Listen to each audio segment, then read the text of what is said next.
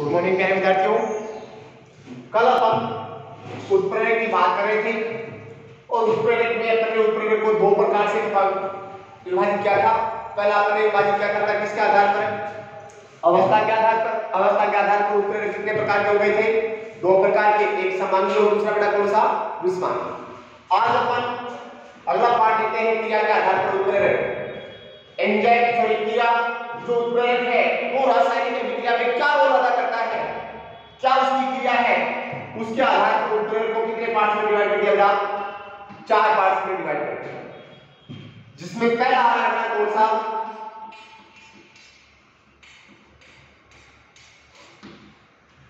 धनात्मक उत्प्रेरक।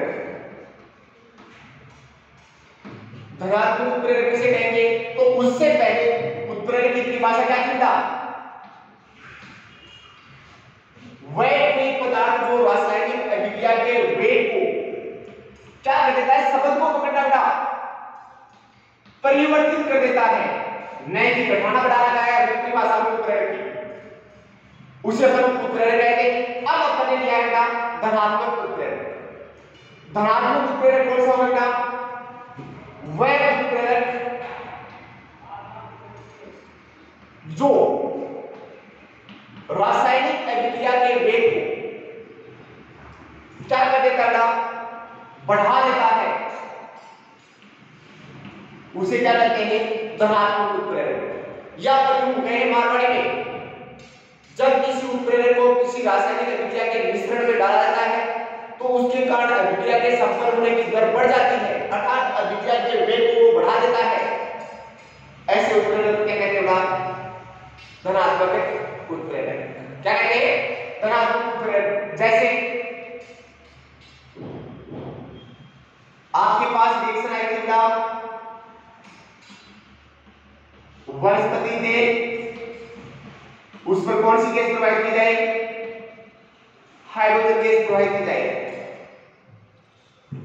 तो क्या बनेगा?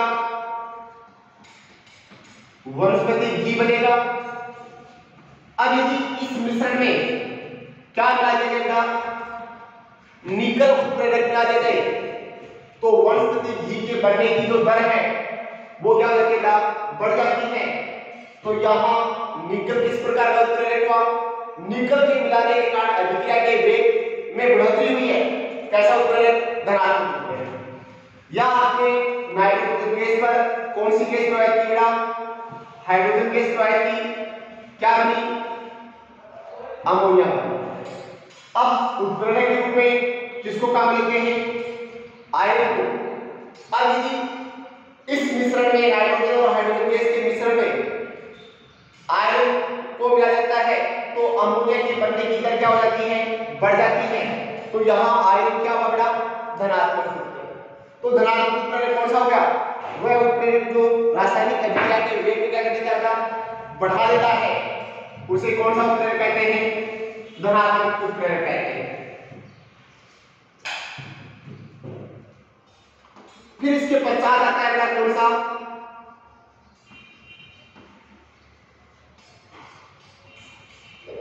ऋणात्मक उत्प्रेरक। ऋणात्मक उत्प्रेरक कौन सा होगा बेटा? वह उत्प्रेरक जिसके कारण अभिक्रिया का वेग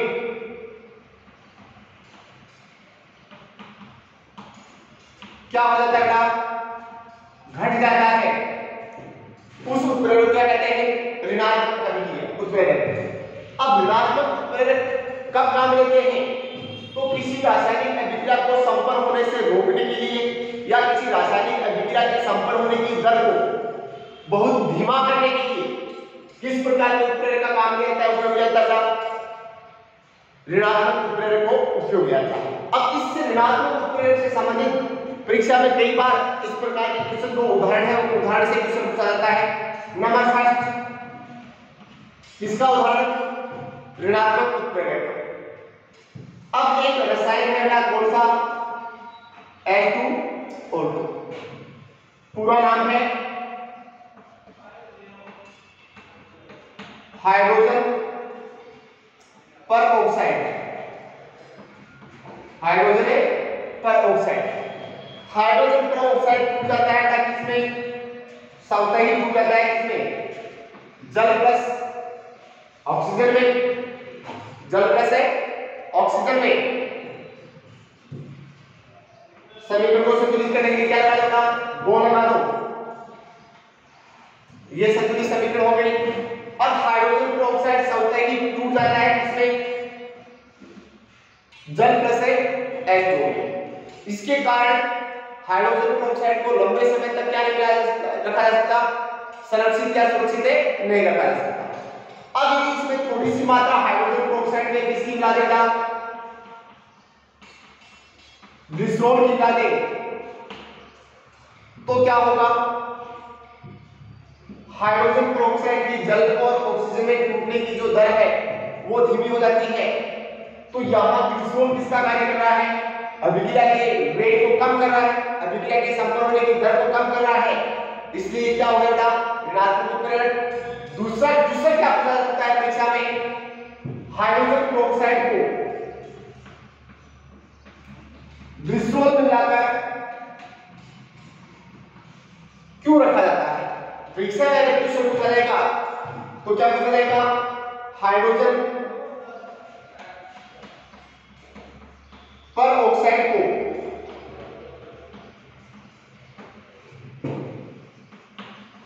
जल में मिलाकर, सॉरी ग्लिसरॉल में मिलाकर क्यों रखा जाता है।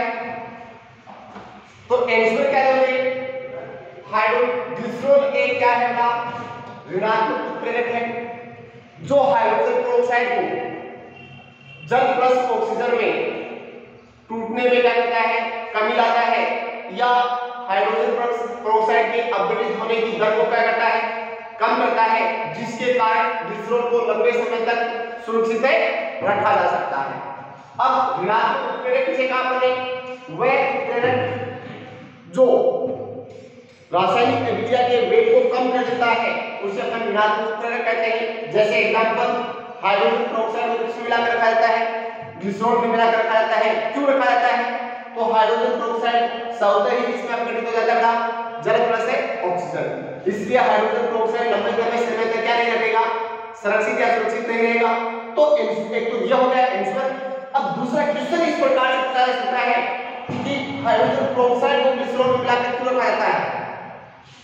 तो आंसर क्या होगा, हाइड्रोजन ग्लिसरॉल एक क्या है, ऋणात्मक उत्प्रेरक है जो हाइड्रोजन पेरोक्साइड के अपघटित होने की दर को कम करता है, जिसके कारण ग्लिसरॉल को, सॉरी हाइड्रोजन पेरोक्साइड को लंबे समय तक क्या रखा जा सकता है, सुरक्षित रखा जा सकता है।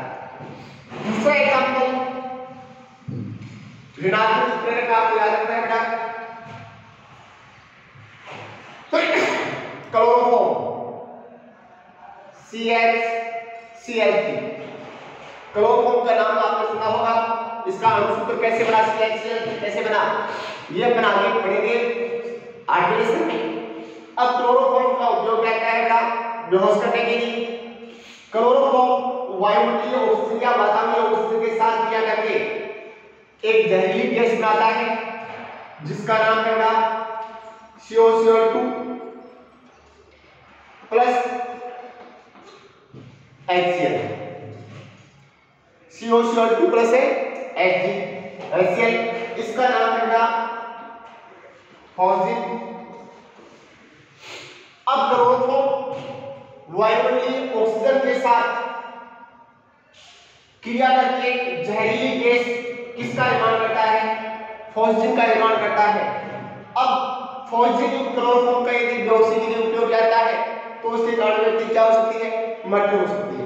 तो क्लोरोफॉर्म में ऑक्सीकरण होने से रोकने के लिए, क्योंकि O2 जुड़ रहा है, इसका मतलब क्या हो रहा है, ऑक्सीकरण हो रहा है, तो क्लोरोफॉर्म के ऑक्सीकरण को रोकने के लिए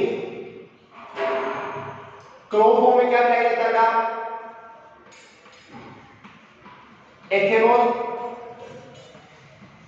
जो क्लोरोफॉर्म को किसमें, फॉस्फिन में बदलने से क्या करता है, रोकता। क्लोरोफॉर्म को फॉस्फिन में बदलने से क्या करता है, रोकता है। तो यहां अभिक्रिया की दर को क्या कर रहा है, कम कर रहा है। तो एथेनॉल क्या हो गया बेटा, ऋणात्मक उत्प्रेरक। तो ऋणात्मक उत्प्रेरक में अपने दूसरा एग्जांपल हो गया एथेनॉल, पहला हो गया ग्लिसरॉल। अब क्वेश्चन क्या पड़ सकता है, क्लोरोफॉर्म को एथेनॉल में मिलाकर क्यों रखा जाता है, या क्लोरोफॉर्म में एथेनॉल क्यों लाया जाता है? तो क्या आंसर होगा बेटा, एथेनॉल एक ऋणात्मक उत्प्रेरक है जो क्लोरोफॉर्म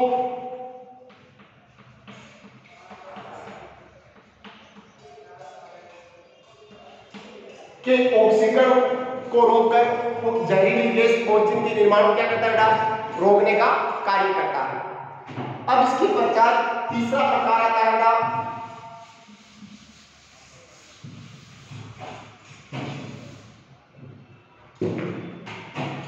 तीसरा प्रकार आता है सवतय उत्प्रेरक। तीसरा प्रकार आता है कौन सा, सवतय उत्प्रेरक। सवतय उत्प्रेरक का क्या है, जब किसी रासायनिक अभिक्रिया में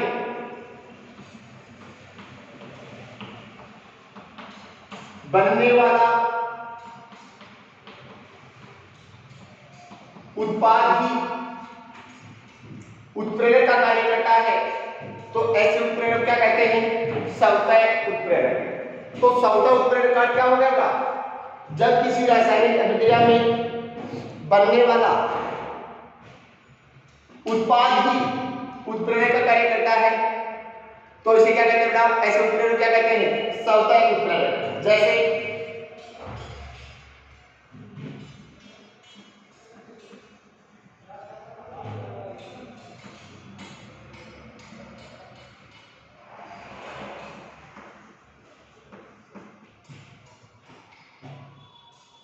ये आपके पास हो गया बेटा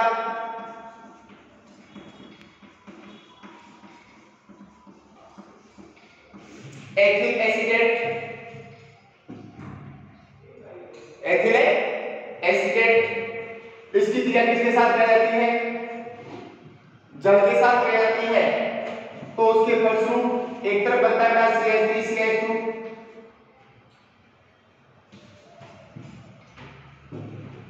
सॉरी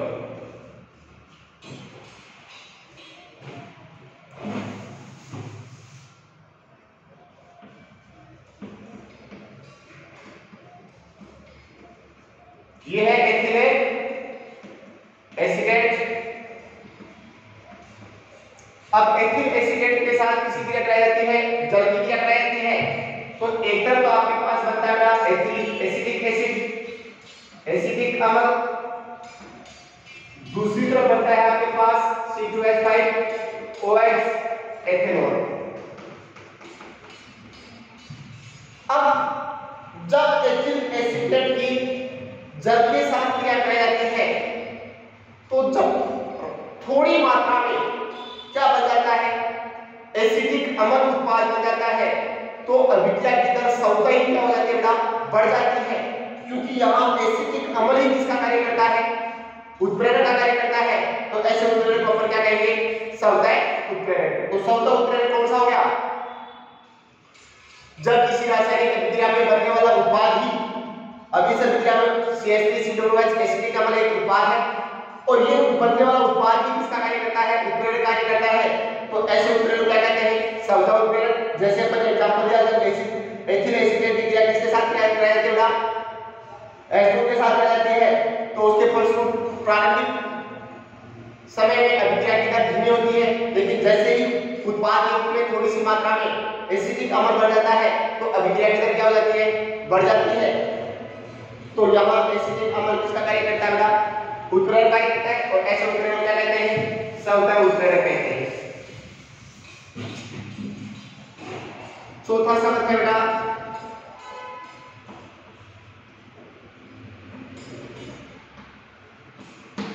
जैव उत्प्रेरक। जैव उत्प्रेरक का दूसरा नाम है एंजाइम। जिस प्रकार केमिस्ट्री की लैब में केमिकल रिएक्शन कराई जाती है, अभिक्रिया कराई जाती है, उसी प्रकार की अभिक्रियाएं जीवों के शरीर में संपन्न होती है।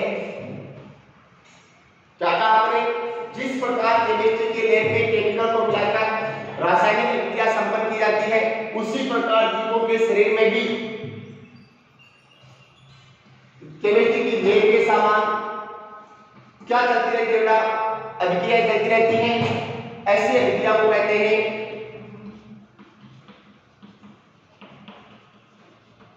जैविक अभिक्रिया। और इन जैविक अभिक्रियाओं को उत्प्रेरित करने वाला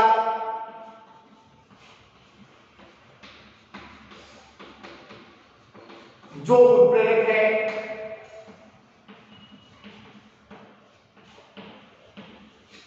उसे क्या कहते हैं? जैव उत्प्रेरक कहते हैं। क्या कहा आपने? चौथा प्रकार कौन सा बना बेटा? जैव उत्प्रेरक। जैव उत्प्रेरक का क्या है?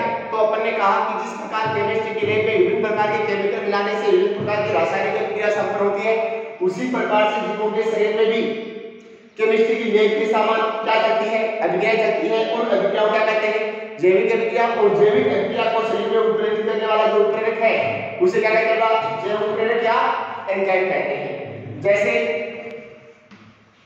सुक्रोज, चीनी। इस सुक्रोज को ये जुड़ जाता है शरीर के अंदर, इसमें ग्लूकोज प्लस है फ्रुक्टोज में। अब सुक्रोज को अपघटित करने वाला, जल अपघटित करने वाला एंजाइम जो है वो कौन सा हो गया बेटा? सुक्रेज।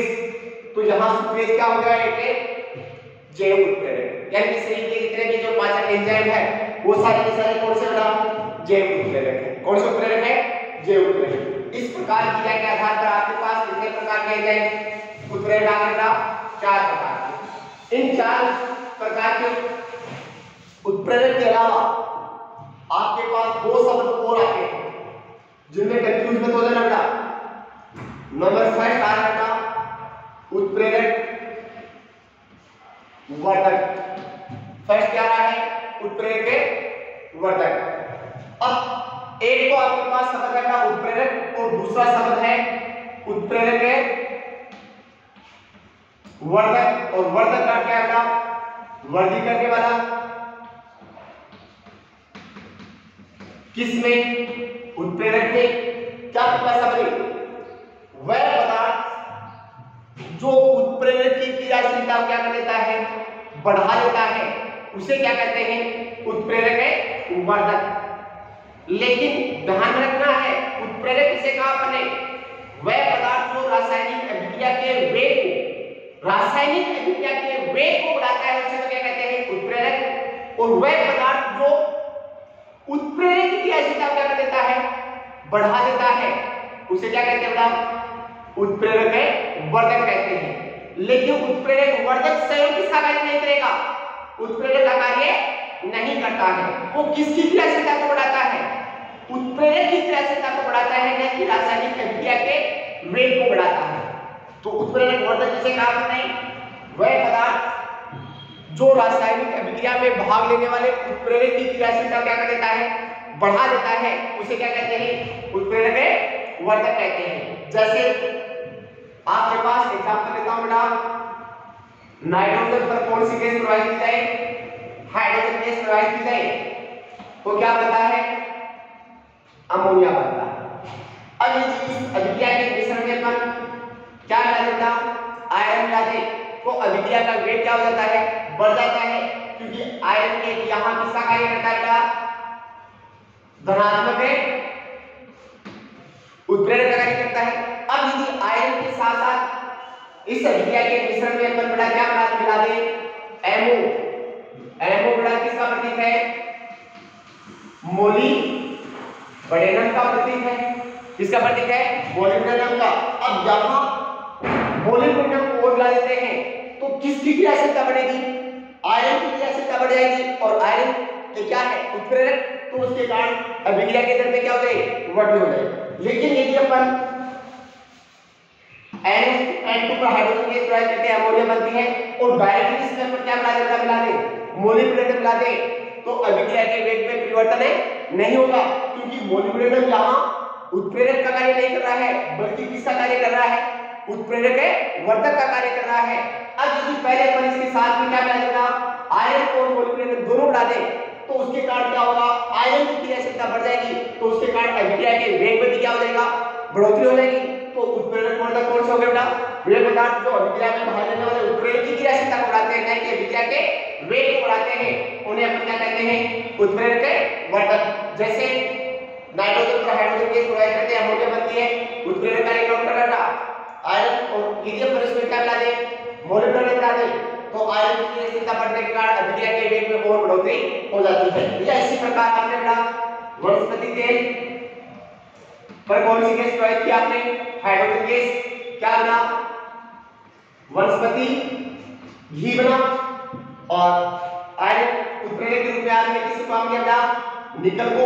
अब यदि साथ में क्या मिला दे, कॉपर मिला दे, तो यहाँ कॉपर किसका कार्य करता है, उत्प्रेरक वर्धक का कार्य करता है, जो उत्प्रेरक की क्षमता क्या कर देता है, बढ़ा देता है। दूसरा शब्द आता है उत्प्रेरक के विष। दूसरा साथ में शब्द आता है उत्प्रेरक के विष। उत्प्रेरक विष का अर्थ क्या है, वे पदार्थ जो उत्प्रेरक की क्रियाशीलता क्या कर देते हैं, बढ़ा देते हैं या कम कर देते हैं, ऐसे पदार्थ क्या कहते हैं, उत्प्रेरक के विष कहते हैं। तो उत्प्रेरक विष का अर्थ क्या हो गया, वे पदार्थ जो उत्प्रेरक की क्रियाशीलता क्या कर देते हैं, बढ़ा देते हैं, उन्हें क्या कहते हैं, उत्प्रेरक के विष कहते हैं। अब देखो जैसे आपने N2 पर हाइड्रोजन गैस प्रोवाइड की, क्या बनेगी बेटा, अमोनिया बनेगी। अब इसमें यदि अपन ने आयरन लाया तो अभिक्रिया का वेग बढ़ जाएगा, क्योंकि आयरन किसका कार्य कर रहा है बेटा, उत्प्रेरक का।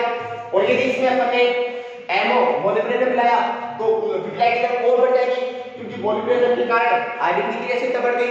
लेकिन मोलिब्डेनम के साथ अपन इसमें क्या मिला देगा, कार्बन मोनोऑक्साइड मिला दे, तो आयरन की क्रियाशीलता में क्या हो जाएगी, कमी हो जाएगी।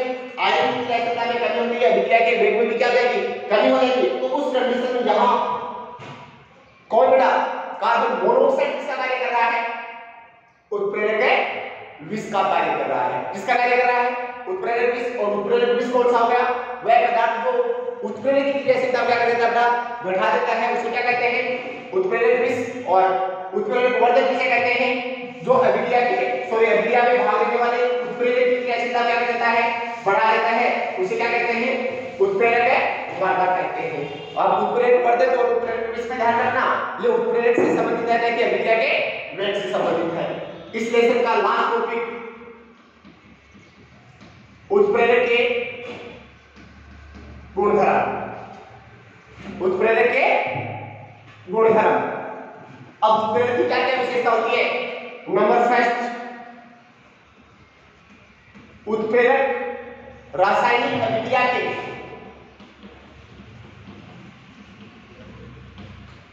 वेग को परिवर्तित करता है,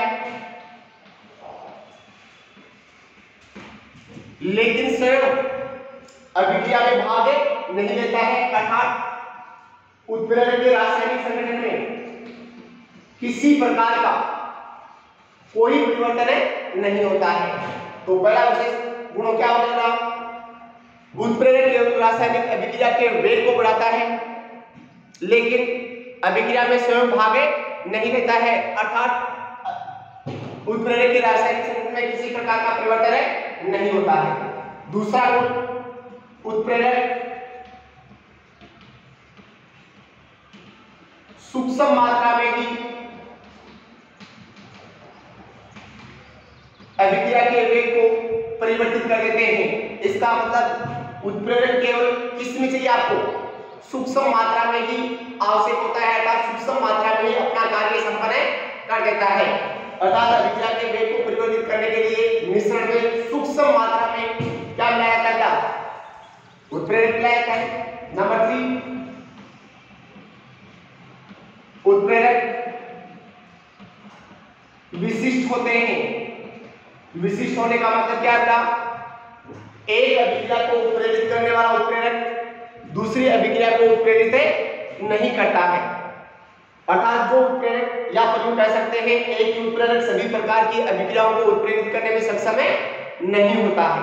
जैसे मैंने कहा था कि नाइट्रोजन पर कौन सी गैस हाइड्रोजन गैस प्रोवाइड करते हैं, क्या बनती है, अमोनिया बनती है। कौन सा उत्प्रेरक काम लेते हैं, आयरन। वनस्पति तेल पर अपन हाइड्रोजन गैस प्रोवाइड करते हैं, क्या बनता है, वनस्पति घी बनता है। अब इसके लिए कौन सा है, निकल उत्प्रेरक। अब अमोनिया के निर्माण की विक्रिया को उत्प्रेरित करने वाला एजेंट है वो हाइड्रोजनीकरण या वनस्पति घी के निर्माण करने वाली अभिक्रिया को उत्प्रेरित नहीं कर सकता, या निकल इसको उत्प्रेरित नहीं कर सकता है। इसका मतलब कहने का मतलब क्या है, अलग अलग अभिक्रियाओं के लिए अलग अलग उत्प्रेरक की आवश्यकता होती है, अर्थात एक ही उत्प्रेरक सभी प्रकार की अभिक्रियाओं को उत्प्रेरित नहीं कर सकता है। नंबर 4 उत्प्रेरक अभिक्रिया के वेग को परिवर्तित कर सकता है, लेकिन अभिक्रिया को शुरू करने में सक्षम नहीं होता है। उत्प्रेरक अभिक्रिया के वेग को परिवर्तित कर सकता है, घटा बढ़ा सकता है, लेकिन अभिक्रिया को शुरू करने में सक्षम नहीं होता है। नंबर 5 उत्क्रमणीय अभिक्रिया। उत्क्रमणीय अभिक्रिया कौन सी होगी बेटा, वह रासायनिक अभिक्रिया जिसमें क्रियाकारक क्रिया करके क्रियाफल का निर्माण करते हैं और उसी समय उन्हीं स्थितियों परिस्थितियों में क्रियाफल क्रिया करके क्रियाफल क्रियाकारक का निर्माण करते हैं, उसे क्या कहते हैं, उत्क्रमणीय अभिक्रिया। उत्क्रमणीय अभिक्रिया में दो प्रकार के बेटा, एक अग्र अभिक्रिया और दूसरा बेटा प्रतीक अभिक्रिया। अब जो उत्क्रमणीय अभिक्रिया को प्रेरित करने वाला उत्प्रेरक है वो अग्र व प्रतीक दोनों अभिक्रिया के वेग को समान रूप से क्या करता है, बढ़ाता है। अर्थात कहने का मतलब क्या हो गया, जिस प्रकार उत्प्रेरक अग्र अभिक्रिया के वेग को बढ़ाता है उसी समय में उन्हीं परिस्थितियों में प्रतीक अभिक्रिया के वेग को भी क्या करता है, बढ़ा देता है। नंबर 6 उत्प्रेरक की क्रियाशीलता तापमान द्वारा अत्यधिक प्रभावित होती है। क्या कह रहे हैं अपन, उत्प्रेरक की क्रियाशीलता तापमान के द्वारा अत्यधिक प्रभावित होती है, इसलिए तापमान के को घटा या बढ़ाकर उत्प्रेरक की क्रियाशीलता को भी क्या किया जा सकता है, प्रभावित किया जा सकता है। ये उत्प्रेरक के क्या हो गया, गुण हो गए। इसी के साथ ये लेसन भी क्या हो गया, कंप्लीट हो गया। अब इसके साथ आपको क्या ध्यान रखना है, आपकी बुक में इस लेसन के अंदर पीछे जितने भी क्वेश्चन दे रखे हैं वो क्वेश्चन आप नोट करोगे और कभी भी आपके पास टेस्ट का क्या आ सकता है बेटा, समाचार आ सकता है। थैंक्स।